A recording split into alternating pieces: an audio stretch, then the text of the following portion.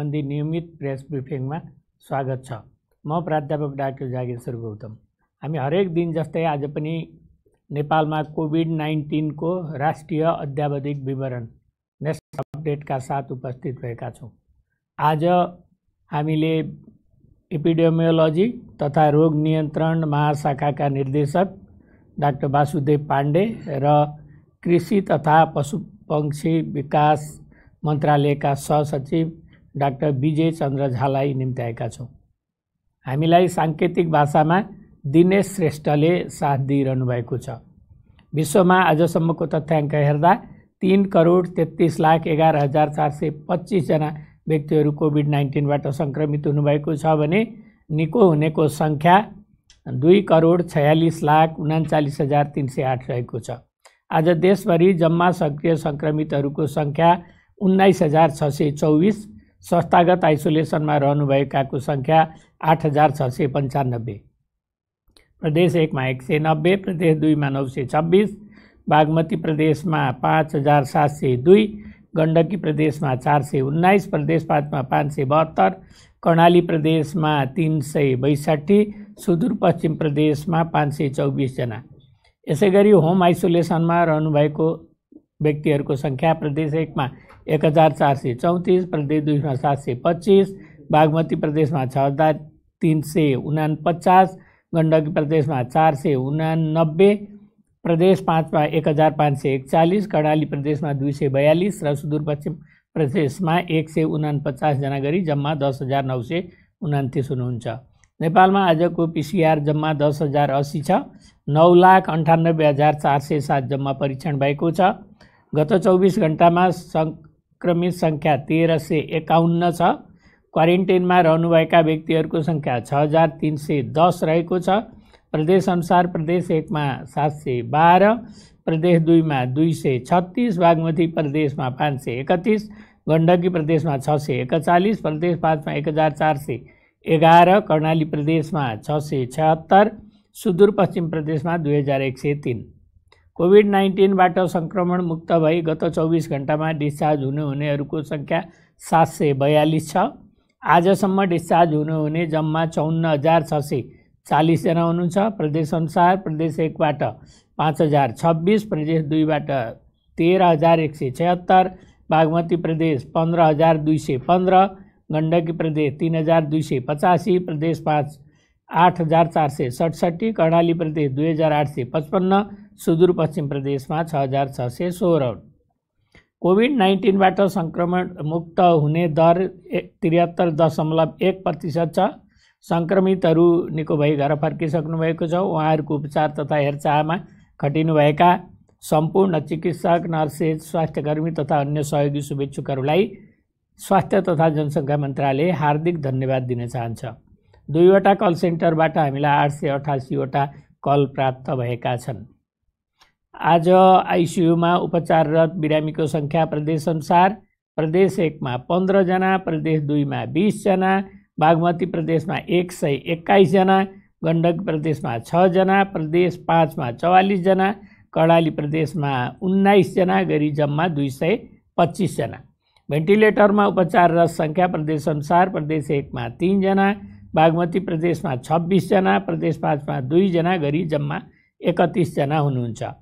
500 भन्दा बढी सक्रिय सङ्क्रमितहरू रहेको जिल्लाहरू मोरङ, सिराहा, ललितपुर, काठमाडौँ, चितवन, भक्तपुर र रूपन्देही गरी 7 जिल्ला रहेका छन्। शून्य सङ्क्रमित भएका जिल्लाहरूमा मनाङ, मुस्ताङ, डोल्पा, हुम्ला र मुगु रहेका छन्। अब आज विज्ञको रूपमा हामीले 2 जना अतिथिलाई बोलाएका छौँ। म सबभन्दा पहिला एपिडेमियोलोजी तथा रोग नियन्त्रण महाशाखाका निर्देशक डाक्टर वासुदेव पाण्डेलाई आफ्नो कुरा राख्न अनुरोध गर्दछु। धन्यवाद डाक्टर साहब। रेबिज अन्त्यको लागि सहकार्य र खोप आज मिति 2077-6-12 अर्थात् सेप्टेम्बर 28, 2020 विश्व रेबिज दिवसको उपलक्ष्यमा हार्दिक नमस्कार व्यक्त गर्न चाहन्छु। रेबिज रोग 95% कुकुरको टोकाइको कारणले मानिसमा सर्ने प्राणघातक रोग हो। हरेक वर्ष आजको दिनमा लुइस पास्चरको सम्झनामा जनचेतनामूलक कार्यक्रमहरूद्वारा हामीले विश्व रेबिज दिवस मनाउँदै आइरहेका छौँ। तथ्याङ्कहरू हेर्ने हो भने हरेक वर्ष विश्वमा रेबिज रोगको कारणले लगभग 59,000 मानिसहरूको मृत्यु हुने गरेको छ। हरेक वर्ष विश्वमा 1 करोड मानिसलाई रेबिज रोगको उपचारको आवश्यकता पर्दछ। रेबिज रोगको कारण मृत्युदर मध्ये 40% मृत्यु 15 वर्ष मुनिका बालबालिकाहरूमा हुने गरेको छ। एसिया महादेशलाई हेर्ने हो भने रेबिज रोगको कारणले प्रत्येक वर्ष लगभग 35,000 मानिसहरूको अकालमा मृत्यु हुने गरेको छ। नेपालको स्थितिमा हेर्दा लगभग आधा जनसङ्ख्या रेबिज रोगको उच्च जोखिममा रहेको पाइन्छ। रेबिज रोगबाट मृत्यु दर हुने नेपालको तथ्याङ्कलाई हेर्दा 2075-76 सालमा 18 जनाले ज्यान गुमाएको प्रतिवेदनमा देखाइएको छ र लगभग 2,50,00,000 भ्याक्सिनको खपत भएको चाहिँ देखिन्छ। यो रोग एक पटक लक्षण देखा परिसकेपछि यसको कुनै उपचार छैन र रोगीको मृत्यु 100% हुने गर्दछ। रेबिज रोगका मुख्य लक्षणहरूमा पानी देखेर डराउने, मांसपेशीहरू बिस्तारै कमजोर हुँदै श्वास प्रश्वासमा समस्या उत्पन्न हुने, उग्र स्वभावहरू देखाउने, एकान्त अथवा शान्त अँध्यारो ठाउँमा बस्न रुचाउने, कोमामा जाने र बिस्तारै मृत्यु हुने गर्दछ। कसैलाई कुनै शङ्कास्पद जनावरले टोक्ने बित्तिकै टोकेको स्थानमा 3-4 पटक राम्रोसँग साबुन पानीले धुनुपर्छ र नजिकैको स्वास्थ्य संस्थामा गई प्राविधिकको सल्लाह अनुसार रेबिज रोगको विरुद्ध खोप लगाउनु अति आवश्यक छ। रेबिज रोगको विरुद्धको खोप प्राथमिक स्वास्थ्य केन्द्रसम्मका स्वास्थ्य संस्थाहरूमा नेपाल सरकारले निःशुल्क उपलब्ध गराएको छ। साथै नेपालमा रेबिज रोगको मुख्य तथा जिम्मेवार जनावर कुकुर नै भएको हुनाले सर्वप्रथम त देशभरिका घरपालुवा तथा सामुदायिक कुकुरहरूलाई नियमित रेबिज विरुद्धको खोप लगाउनु पर्दछ। विश्व स्वास्थ्य सङ्गठनको नेतृत्वमा विभिन्न अन्तर्राष्ट्रिय सङ्गठनले सन् 2030 भित्रमा रेबिज रोगको विरुद्ध यसको मृत्युदर शून्यमा पुर्याउने लक्ष्य राखेको छ, जसको जिम्मेवारी हामी सबैको हो। Global rabies elimination effort to achieve zero human death from dog mediated rabies by 2013 को लागि इपिडेमियोलोजी तथा रोग नियन्त्रण महाशाखाले विभिन्न कार्यक्रमहरू तय गर्ने प्रतिबद्धता व्यक्त गर्दछ। WHO, FAO र OI ले संयुक्त रूपमा वन हेल्थ एप्रोचले त्यस अन्तर्गत रेबिज रोगलाई प्राथमिकतामा राखेको छ। यस सम्बन्धमा इपिडेमियोलोजी तथा रोग नियन्त्रण महाशाखाको यस आर्थिक वर्षमा सञ्चालन गइरहेको जेनेटिक रोगहरूको प्राथमिकताकरण कार्यक्रममा रेबिज रोगलाई पनि उच्च प्राथमिकताको रूपमा लिइने छ भन्ने विश्वास व्यक्त गर्दछु। रेबिज तथा रोग नोटिफाइबल डिजिजको रूपमा निर्णयको लागि प्रक्रियामा छ। रेबिज रोग नियन्त्रणको लागि national guideline on rabies prophylaxis नेपालमा तयार भइसकेको अवस्था छ। यस जेनेटिक रोगको अन्यको लागि अन्तर्राष्ट्रिय क्षेत्रमा र अन्तर्राष्ट्रिय सम्ममा राष्ट्रिय अन्तर्राष्ट्रिय क्षेत्रमा सहकार्य हुन आवश्यक छ भने नेपालको वर्तमान 3 तहका सरकारहरूको निकायबाट समेत सहकार्य हुन जरुरी छ। यो लक्ष्य पूरा गर्नेतर्फ विश्व रेबिज दिवस 2020 को नारा रेबिज अन्त्यको लागि सहकार्य र खोप पूरा गर्ने सबैजनाले हातेमालो गरौँ।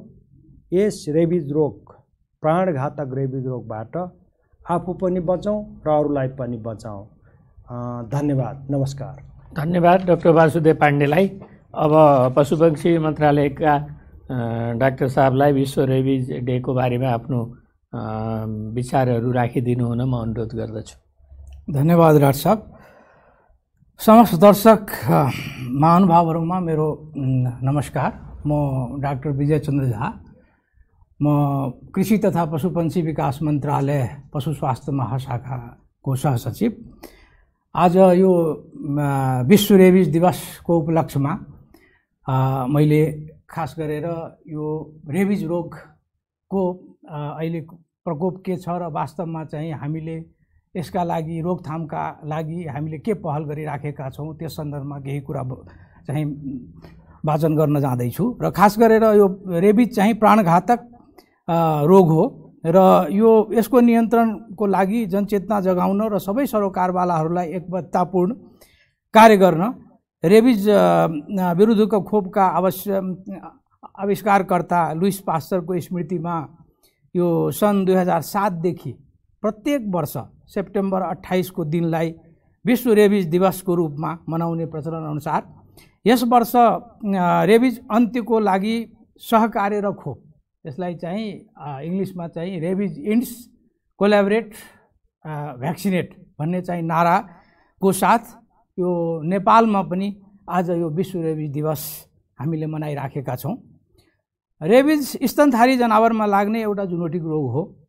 यो रोग विशेषतः कुकुर बिरालोको टोकाइबाट मानिसमा सर्ने गरेको पाइन्छ, तर न्याउरी मुसो, स्याल, ब्वाँसो आदिको टोकाइबाट समेत यो रोग सरेको पाइन्छ। मानव सभ्यतामा आदिकालदेखि देखा परिरहेको यस रोगको हालसम्म पनि कुनै उपचार छैन। त्यसैले यो रोगमा लाग्न दिनुभन्दा रोकथामका उपाय अपनाउनु अत्यन्त जरुरी छ। नेपालमा मात्र नभएर विश्वव्यापी रूपमा समेत मानिसमा कुकुरको टोकाइबाट मात्र करिब 90% भन्दा बढी रेबिज चाहिँ सरेको पाइन्छ। विश्व पशु स्वास्थ्य सङ्गठन, विश्व स्वास्थ्य सङ्गठन, संयुक्त राष्ट्र सङ्घको खाद्य तथा कृषि सङ्गठन र रेबिज नियन्त्रणका लागि विश्वव्यापी गठबन्धनले संयुक्त रूपमा सन् 2030 अर्थात् विक्रम सम्वत 2086 सम्ममा कुकुरको टोकाइबाट मानिसमा हुने रेबिजलाई शून्यमा झार्ने उद्देश्यका साथ zero dog mediated human rabies by 2030 अभियान सञ्चालन गरिराखेको छ। र यो अभियानमा यो विभिन्न सङ्गठनका सदस्य राष्ट्रको उसमा पनि हामी नेपाल पनि यसमा चाहिँ हामी यो अभियानमा चाहिँ संलग्न छौँ। मानिस वा पशुमा रेबिजका रोगका लक्षणहरू देखिसकेपछि मृत्यु अवश्यम्भावी छ। रोग लागिसकेपछि उपचार असम्भव रहे तापनि दक्ष पशु चिकित्साकर्मीको सुझाव बमोजिम कुकुर बिरालोमा खोपको नियमित प्रयोग गरी तथा कुकुरले टोकेको घाउको सही व्यवस्थापन गरेमा यो रोकथाम गर्न सकिन्छ। रेबिज रोगको प्रमुख स्रोतको रूपमा रहेको कुकुरमा नियमित रूपमा रेबिज विरुद्धको खोप लगाएमा यस रोगको चक्रलाई सजिलै नियन्त्रण गर्न सकिन्छ। नेपालमा पशुहरूमा यस रोग विरुद्ध प्रयोग हुने खोपको उत्पादन विक्रम सम्वत 2027 देखि नै नियमित रूपमा भइराखेको छ। नेपाल सरकारले पशुहरूमा देखा पर्ने रेबिज रोगलाई सूचना दिनुपर्ने रोगको सूचीमा राखेको छ। कृषि तथा पशुपन्छी विकास मन्त्रालय तथा अन्तर्गतबाट यो रोग नियन्त्रणका लागि विभिन्न कार्यहरू समेत सञ्चालन भइरहेका छन्।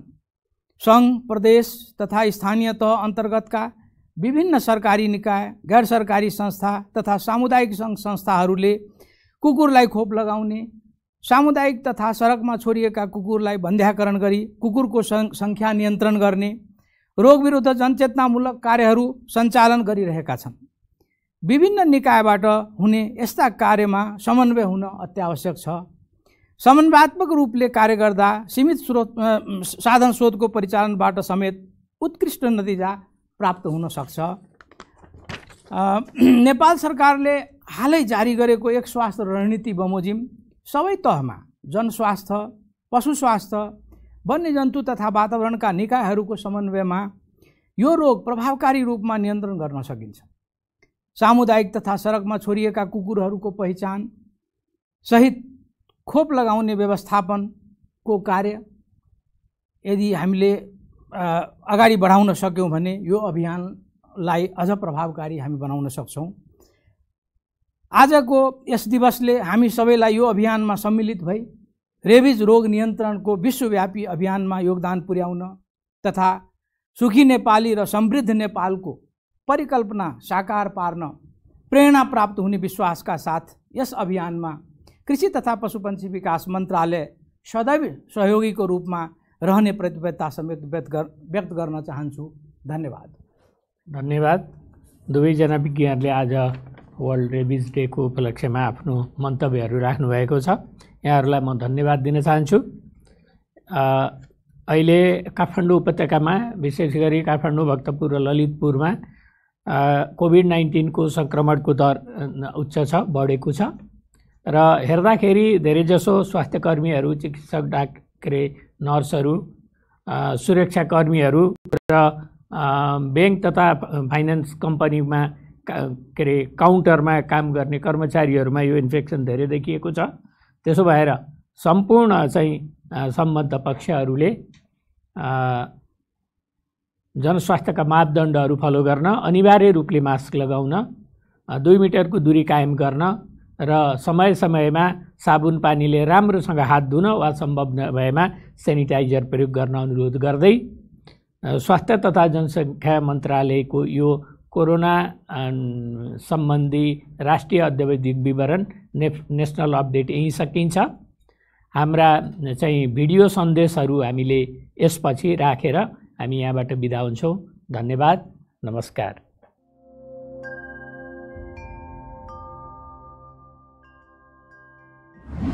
नमस्कार।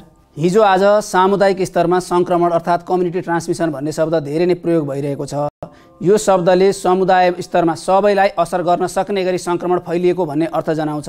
सबै सङ्क्रमणको कुनै निश्चित स्रोत हुन्छ र अझ त्यसमा पनि नयाँ भाइरसको सङ्क्रमण त कुनै न कुनै जनावर, पशुपक्षीबाट मानिसमा सरेर एक व्यक्तिबाट अन्य व्यक्ति हुँदै आएको हुन्छ, जुन कोरोनामा चीनबाट सुरु भई संसारभरि फैलिँदै गएको हो। सुरुवातमा विदेशबाट आउनेहरूमा मात्र यो सङ्क्रमण देखियो, त्यसपछि उहाँहरूको सम्पर्कमा आएकाहरूलाई देखियो।